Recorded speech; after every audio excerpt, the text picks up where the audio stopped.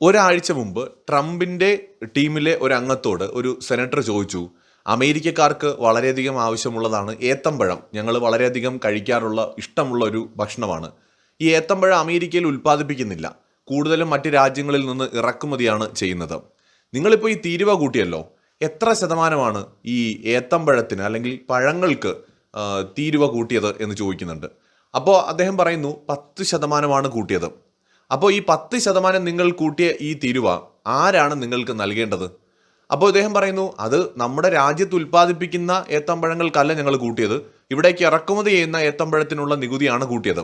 പ്രധാനമായിട്ടും Ecuador, Costa Rica, Colombia, Honduras, Mexico ഇങ്ങനെയുള്ള രാജ്യങ്ങളിൽ നിന്നാണ് ഈ ഏത്തമ്പഴം അമേരിക്ക ഇറക്കുമതി ചെയ്യുന്നത്. അപ്പോൾ ഈ രാജ്യങ്ങളുടെ മേൽ നികുതി ചുമത്തിയതിൽ പഴങ്ങൾക്ക്, ഈ ഏത്തൻ പഴങ്ങൾക്ക് 10% നികുതിയാണ് ചുമത്തിയിരിക്കുന്നത്. അപ്പോൾ ആ ഒരു സെനറ്റർ പറഞ്ഞു, ഇപ്പൊ തന്നെ വാൾമാർട്ട് ഏത്തമ്പഴത്തിന്റെ പ്രൈസ് 8% വർദ്ധിപ്പിച്ചിരിക്കുന്നത്. അപ്പം ഞങ്ങൾ ഈ പൈസ, ഈ അധികമായി വർദ്ധിക്കുന്ന 8% രൂപ ഞങ്ങളുടെ കയ്യിൽ നിന്നല്ലേ കൊടുക്കേണ്ടത്? നിങ്ങൾക്കറിയാം, ഞങ്ങൾ അമേരിക്കക്കാർ ഏറ്റവും കൂടുതൽ ഉപയോഗിക്കുന്ന ഇഷ്ടമുള്ള ഒരു ആഹാരമാണ് അല്ലെങ്കിൽ ഒരു ഭക്ഷണമാണ് ഈ ഏത്തമ്പഴം എന്ന് പറയുന്നത്. നമുക്ക് വളരെ ഇഷ്ടമാണ്, റെഗുലറായിട്ട് നമ്മൾ ഉപയോഗിക്കുന്നതാണ്. എന്നാൽ ഇവിടെ അത് ആവശ്യത്തിന് കൃഷി ചെയ്യുന്നുമില്ല, മറ്റു രാജ്യങ്ങളിൽ നിന്ന് ഇറക്കുമതിയാണ് ചെയ്യുന്നത്. അപ്പം നിങ്ങളുടെ ഈ തീരുവ യഥാർത്ഥത്തിൽ അമേരിക്കക്കാരായ ഞങ്ങൾ ജനങ്ങളെ തന്നെയല്ലേ ബാധിക്കുന്നത്? നിങ്ങൾ മറ്റു രാജ്യങ്ങളുടെ മേൽ അത് ചുമത്തുന്നു എന്ന് പറയുമ്പോൾ നിങ്ങൾ ശരിക്കും അത് ഞങ്ങളുടെ മേലല്ലേ ചുമത്തുന്നത് എന്ന് ആ ഒരു സ്ത്രീ അയാളോട് ചോദിക്കുന്നുണ്ട്. അയാള് ഉത്തരം മുട്ടി ബബ്ബബ്ബ എന്ന് പറയുന്ന ഒരു അവസ്ഥയിൽ അവിടെ ആകുന്നുമുണ്ട്. അപ്പോൾ ഇതിനെക്കുറിച്ച് പിന്നീട് വളരെ വിശദമായിട്ട് ചില സാമ്പത്തിക വിദഗ്ധർ ഈ ഒരു വിഷയത്തിൽ അഭിപ്രായം പറഞ്ഞിട്ടുണ്ട്. അതായത് ഇന്ത്യ ഉൾപ്പെടെ ലോകത്തെ പല രാജ്യങ്ങളുടെയും മേലാണല്ലോ അമേരിക്ക നികുതി ചുമത്തുന്നു എന്ന് പറയുന്നത്. 50% തീരുവയാക്കുന്നു എന്നാണല്ലോ പറയുന്നത്. നിലവിൽ 25% ഉള്ളത്, അത് ഒരാഴ്ച കഴിഞ്ഞ് 50 ആക്കുമെന്നാണ് ഇപ്പോൾ ഇന്ത്യയുടെ കാര്യത്തിൽ പറഞ്ഞിരിക്കുന്നത്. പ്രസിദ്ധനായിട്ടുള്ള ഒരു സാമ്പത്തിക ശാസ്ത്രജ്ഞനുണ്ട്, അമേരിക്കക്കാരനായിട്ടുള്ള ജോൺ ഹോപ്കിൻസ് സർവകലാശാലയിലെ ഒരു അധ്യാപകൻ കൂടിയായിട്ടുള്ള സ്റ്റീവ് ഹാൻഗെ എന്ന് പറയുന്ന സാമ്പത്തിക വിദഗ്ധൻ പറയുന്നത്, ട്രംപിന്റെ തീരുവ നയം അത് ഇന്ത്യയുടെ കാര്യത്തിൽ മാത്രമല്ല, മൊത്തത്തിൽ ഒരു ലോക അബദ്ധമാണ്, ഒരു അസംബന്ധമാണ്. ഒരു തരത്തിലും ഇത് അമേരിക്കയ്ക്ക് നേട്ടമുണ്ടാക്കാൻ പോകുന്നില്ല എന്നാണ് അദ്ദേഹം പറയുന്നത്. എന്നിട്ട് അദ്ദേഹം നെപ്പോളിയൻ പറഞ്ഞൊരു ഉപദേശം പറയുന്നുണ്ട്. നെപ്പോളിയന്റെ ഉപദേശം പിന്തുടരുകയാണ് ഈ സമയത്ത് രാജ്യങ്ങളെല്ലാം തന്നെ ചെയ്യേണ്ടത്. ശത്രു സ്വയം നശിപ്പിക്കാനുള്ള പ്രക്രിയയിൽ ഏർപ്പെട്ടിരിക്കുമ്പോൾ അയാളുമായിട്ട് ഇടപെടാതിരിക്കുക എന്നതാണ് ഏറ്റവും നല്ലതെന്ന് നെപ്പോളിയൻ പറഞ്ഞിട്ടുണ്ട്. അതുകൊണ്ട് ഇന്ത്യ ഉൾപ്പെടെയുള്ള രാജ്യങ്ങൾ, വിശേഷിച്ച് ഇന്ത്യ, ഇപ്പോൾ മിണ്ടാതിരുന്നാൽ മതി. ട്രംപ് എന്താണെന്ന് വെച്ചാൽ ചെയ്യട്ടെ. ഇന്ത്യയുമായിട്ടുള്ള ഈ കളിയുടെ കാര്യമെടുത്താൽ പ്രധാനമന്ത്രി നരേന്ദ്രമോദിയും വിദേശകാര്യമന്ത്രി എസ് ജയശങ്കറും തങ്ങളുടെ ചീട്ടുകൾ സൂക്ഷിച്ചുകൊണ്ട് അല്പകാലം കാത്തിരുന്നാൽ മതി. ട്രംപിന്റെ ചീട്ടുകൊട്ടാരം താമസിക്കാതെ തകർന്നു വീഴുമെന്നാണ് ഞാൻ കരുതുന്നത്. ഇപ്രകാരമാണ് ഹാൻഗെ പറഞ്ഞിരിക്കുന്നത്. ട്രംപിന്റെ തീരുവകൾ ഉണ്ടാക്കുന്ന പ്രകമ്പനങ്ങളുടെ തീവ്രത നാമമാത്രമാണെന്നും ആത്യന്തികമായി ഇത് ബാധിക്കാൻ പോകുന്നത് അമേരിക്കയെ തന്നെയാണെന്നും യാതൊരു അടിസ്ഥാനപരമായ അറിവുമില്ലാതെയാണ് ട്രംപ് ഇപ്പോൾ തീരുവ യുദ്ധത്തിൽ ഏർപ്പെട്ടിരിക്കുന്നതെന്നും ഇത് ആത്യന്തികമായി അമേരിക്കൻ എക്കണോമിയെയും അതിലുപരിയായി അമേരിക്കക്കാരായിട്ടുള്ള ആളുകളെയുമാണ് ബാധിക്കാൻ പോകുന്നത് എന്നാണ് ഇദ്ദേഹം ഉൾപ്പെടെയുള്ള നിരവധി സാമ്പത്തിക ശാസ്ത്രജ്ഞർ ഇപ്പോൾ അഭിപ്രായപ്പെടുന്നത്. അതിന് കാരണമായി അദ്ദേഹം ചൂണ്ടിക്കാണിക്കുന്നത്, അമേരിക്കക്കാർ ചെലവഴിക്കുന്നത് മൊത്തം ദേശീയ വരുമാനത്തെക്കാൾ അധികമായതിനാൽ അമേരിക്കയ്ക്ക് ഭീമമായ വ്യാപാര കമ്മിയാണുള്ളത്. അതിനാൽ തന്നെ ട്രംപിന്റെ തീരുവ നയം ഉൾപ്പെടെയുള്ള സാമ്പത്തിക ശാസ്ത്രം മൊത്തം അബദ്ധമാണെന്നാണ് അദ്ദേഹം പറയുന്നത്. ഇവിടെ ഇപ്പോൾ അമേരിക്ക സ്വാഭാവികമായി ഇന്നൊരു വികസിത രാഷ്ട്രമാണെന്ന് പറയുമ്പോൾ തന്നെ അമേരിക്കയിൽ പ്രൊഡക്ഷൻ എന്ന് പറയുന്നത് വളരെ കുറവാണ്. അതുകൊണ്ടാണല്ലോ ലോക രാജ്യങ്ങൾ അമേരിക്കയിൽ കൊണ്ടുപോയി സാധനങ്ങൾ വിൽക്കുന്നത്. പണ്ട് കാലങ്ങളിൽ നമ്മുടെ മിഡിൽ ഈസ്റ്റിൽ നിന്ന് അറബികൾ ഇന്ത്യയിലേക്ക് വരുമായിരുന്നു.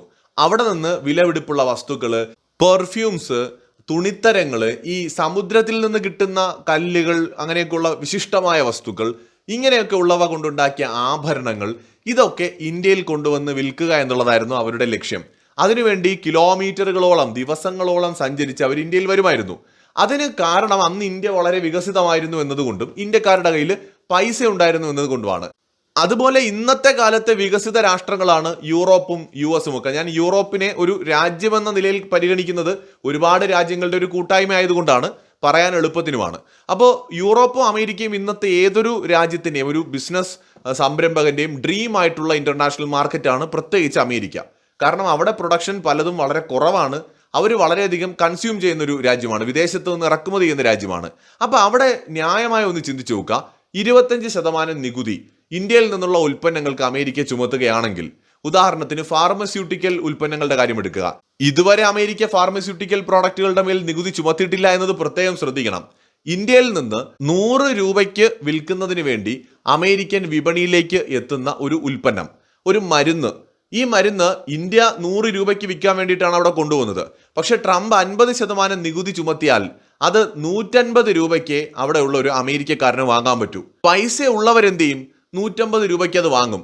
പക്ഷെ അപ്പോഴും ഈ പൈസ അമേരിക്കക്കാരന്റെ പോക്കറ്റിൽ നിന്നാണ് ഈ 50% നികുതി അവർ കൊടുക്കുന്നത്. പൈസ ഇല്ലാത്തവരെന്ത് ചെയ്യും? 100 രൂപയ്ക്കാണെങ്കിൽ വാങ്ങാമായിരുന്നു, ഇപ്പം 150 രൂപയാണെങ്കിൽ എൻ്റെ കയ്യിൽ പൈസ തികയില്ല, ഇപ്പോൾ എന്ത് ചെയ്യും? 100 രൂപയ്ക്ക് വാങ്ങാൻ നിവൃത്തിയില്ലാത്തവർ വാങ്ങില്ല. അതേ സമയത്ത് അവർ ചിലപ്പോൾ 100 രൂപയ്ക്ക് കിട്ടുന്ന അല്ലെങ്കിൽ ഇതിനേക്കാൾ വില കുറഞ്ഞ മരുന്നുകൾ വാങ്ങി ഉപയോഗിക്കും. പക്ഷെ അവിടെ രണ്ട് രീതിയിൽ നമ്മൾ ചിന്തിക്കണം. ഒന്ന്, ഇത് ഇന്ത്യക്ക് തിരിച്ചടി ഉണ്ടാക്കുമോ എന്ന് ചോദിച്ചാൽ ഉണ്ടാക്കും. 100 രൂപയ്ക്കായിരുന്നുവെങ്കിൽ ചിലപ്പോൾ 1000 പേര് ആ മരുന്ന് അവിടെ വാങ്ങുമായിരുന്നു. ഇതിപ്പം 50% നികുതി വന്നപ്പോൾ 150 രൂപയായി. അത് കാരണം 1000 പേര് വാങ്ങിയിരുന്ന സ്ഥാനത്ത് 500 പേരെ ഈ സാധനം വാങ്ങൂ. ഉദാഹരണത്തിനാണ് കേട്ടോ, 500 പേരെ വാങ്ങൂ. 500 കസ്റ്റമർ നമുക്ക് നഷ്ടപ്പെടും. അപ്പൊ ഇന്ത്യയിൽ നിന്ന് അങ്ങോട്ട് കയറ്റുമതി ചെയ്തുകൊണ്ടിരുന്ന ഒരു കമ്പനി 1000 സാധനം വിറ്റ് 10 ബില്യൺ ഒരു വർഷത്തിൽ സമ്പാദിച്ചുകൊണ്ടിരുന്ന കമ്പനിക്ക് 500 കസ്റ്റമർ കുറയുന്നതോട് കൂടിയിട്ട് ഒരു വർഷത്തിൽ 5 ബില്യൺ മാത്രമേ അവിടെ നിന്ന് സമ്പാദിക്കാൻ കഴിയൂ. 5 ബില്യൺ ന്യായമായി കിട്ടിക്കൊണ്ടിരുന്ന ലാഭത്തിൽ കുറവ് വരികയാണ്. അപ്പോൾ നമുക്ക് തിരിച്ചടി ഉണ്ടാകുന്നത് ആ കണക്കിലാണ്. ഇനി അമേരിക്കയുടെ അവസ്ഥയോ? അമേരിക്കക്കാരൻ അത്യാവശ്യം ക്വാളിറ്റിയുള്ള മരുന്ന് 100 രൂപയ്ക്ക് വാങ്ങിച്ച് ഉപയോഗിച്ചുകൊണ്ടിരുന്നു. 1000 പേരാണ് അത് വാങ്ങിച്ച് ഉപയോഗിച്ചുകൊണ്ടിരുന്നത്. അതിൽ 500 പേർക്ക് ഇപ്പം 150 രൂപയ്ക്ക് ഇത് വാങ്ങാൻ നിവൃത്തിയുള്ളൂ. കാരണം 50% താരിഫ് വന്നു. 500 പേര് ട്രംപിനെ പ്രാഗിക്കൊണ്ട് 150 രൂപ കൊടുത്ത് മരുന്ന് വാങ്ങിച്ച് ഉപയോഗിക്കുകയാണ്. ഇനി വാങ്ങാൻ കഴിയാത്ത 500 പേര് എന്ത് ചെയ്യും? ഇതിനേക്കാൾ ചീപ്പായിട്ടുള്ള മരുന്ന് കിട്ടുമെന്ന് നോക്കും. ക്വാളിറ്റി കുറവുള്ള ഇതിനേക്കാൾ ചീപ്പായിട്ടുള്ള വിലയ്ക്ക് കിട്ടുന്ന മരുന്നുകൾ അവർ ചിലപ്പോൾ വാങ്ങി ഉപയോഗിക്കും. ഇവിടെ പ്രശ്നം ഇന്ത്യൻ മരുന്നുകൾ, ഇന്ത്യൻ ഫാർമസ്യൂട്ടിക്കൽ പ്രോഡക്റ്റുകൾ കോസ്റ്റ് എഫക്റ്റീവ് മാത്രമല്ല, ഹൈ ക്വാളിറ്റിയും കൂടിയാണ്. അതുകൊണ്ടാണ് US പോലും അത് പ്രിഫർ ചെയ്യുന്നത്. ബില്യൺ കണക്കിന് ഡോളറിന്റെ മരുന്നുകളാണ് ഒരു വർഷം നമ്മൾ അമേരിക്കയിൽ കൊണ്ട് വിൽക്കുന്നത്. അപ്പോ ഈ താരിഫ് കാരണം അമേരിക്കക്കാർക്ക്, പ്രത്യേകിച്ച് പൈസ കുറവുള്ള ആളുകൾക്ക് ക്വാളിറ്റിയിൽ കോംപ്രമൈസ് ചെയ്യേണ്ടി വരും. ഇവിടെ ട്രംപ് ബിസിനസ് മാത്രമാണ് ശ്രദ്ധിക്കുന്നത്, പ്രോഡക്റ്റിന്റെ ക്വാളിറ്റിയെ കുറിച്ച് ശ്രദ്ധിക്കുന്നില്ല, ലോങ് ടേം അതിന്റെ എഫക്റ്റിനെ കുറിച്ച് ചിന്തിക്കുന്നില്ല, അതുണ്ടാക്കുന്ന പ്രത്യാഘാതങ്ങളെ കുറിച്ച് അദ്ദേഹം ചിന്തിക്കുന്നില്ല. ആത്യന്തികമായിട്ട് ഈ താരിഫിന്റെ ബാധ്യത അത് വന്നു വീഴാൻ പോകുന്നത് അമേരിക്കക്കാരുടെ ചുമലിൽ തന്നെയാണ്. ഇന്ത്യ പോലുള്ള രാജ്യങ്ങൾ അമേരിക്കൻ വിപണി നഷ്ടപ്പെടുന്നത് കുറച്ച് സങ്കടത്തോടെ കാണുമെങ്കിലും നമ്മൾ മറ്റ് വിപണികൾ കണ്ടെത്തും. ലോകത്തെ ആകെ പോപ്പുലേഷനിൽ 30 കോടിയല്ലേ അവിടെ ഉള്ളൂ. അപ്പൊ ഇന്ത്യയെ സംബന്ധിച്ചിടത്തോളം വേറെ വിപണികൾ ഒരുപാടുണ്ട്. കുറച്ച് സമയമെടുത്താലും മറ്റ് വിപണികൾ നമ്മൾ കണ്ടെത്തും. എന്നാൽ അമേരിക്ക ഇപ്പോൾ ഉണ്ടാക്കി വെക്കുന്ന ഈ ഡാമേജോ, ഇന്ത്യ ഉൾപ്പെടെയുള്ള ഇത്രയും രാജ്യങ്ങളെ വെറുപ്പിച്ചുകൊണ്ട്, അവരുടെ കൂടെ എല്ലാ കാലവും നിന്ന രാജ്യങ്ങളെ വരെ വെറുപ്പിച്ചുകൊണ്ട് അമേരിക്ക ഇപ്പോൾ ഉണ്ടാക്കി വെക്കുന്ന ഈ ഡാമേജ് കുറെ കാലത്തേക്ക് അമേരിക്കയുടെ മേൽ ഒരു വലിയ ബാധ്യതയായിട്ട് തൂങ്ങിക്കിടക്കും.